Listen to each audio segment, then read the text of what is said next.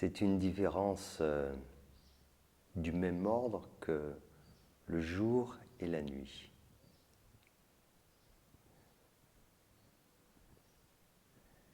C'est un saut quantique de passer de l'un à l'autre.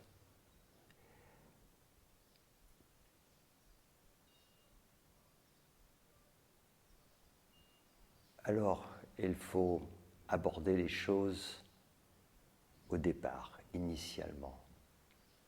Notre essence est spirituelle. Cette vibration de vie primordiale, ce moteur, c'est l'amour. L'amour est le moteur de la vie dans l'univers. Et cette dimension-là est omniprésente, immanente. C'est notre nature fondamentale, mais nous ne le savons pas. Au quotidien, nous ne faisons pas l'expérience de cela. Nous en percevons un très lointain écho, totalement déformé. Alors notre expérience pour nous de l'amour commence d'abord par le sexe, c'est la reproduction. Ça se passe au niveau du premier chakra.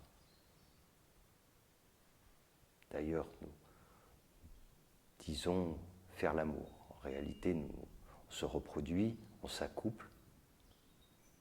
Et puis ensuite, il y a la dimension un peu plus des sentiments.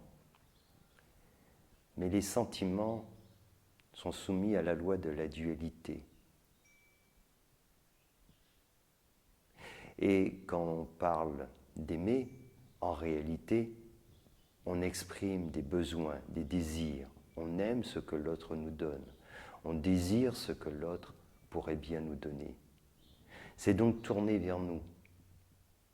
Alors que l'amour inconditionnel est totalement, toujours tourné vers l'autre.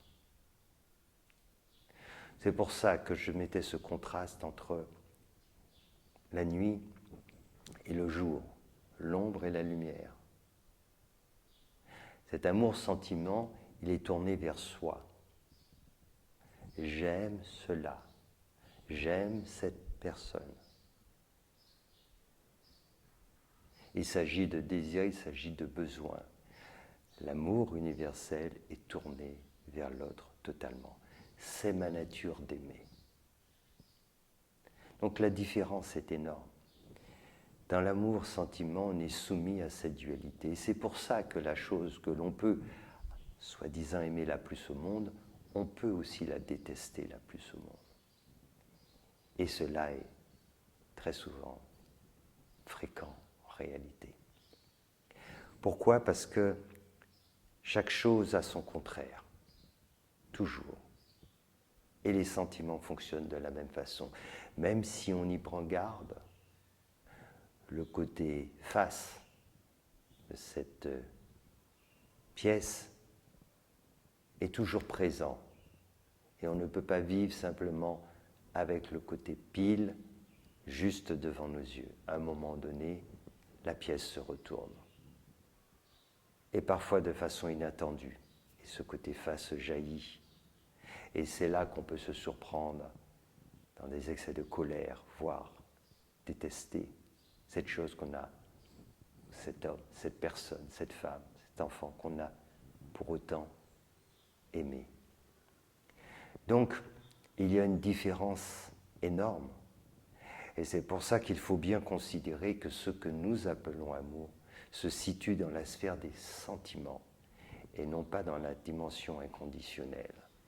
On parle d'autre chose. Donc il faut bien savoir où on se situe. Et la très très très grande majorité d'entre nous se situe dans cette dimension de l'amour-sentiment. C'est pour ça qu'on s'aime, après on s'aime moins, on s'aime plus, on s'aime beaucoup, on se déteste, on divorce, etc., etc., on se chamaille, etc. C'est l'amour-sentiment. Si on veut maintenant aller à la découverte de l'autre dimension, alors c'est un voyage, et c'est un sacré voyage pour y parvenir.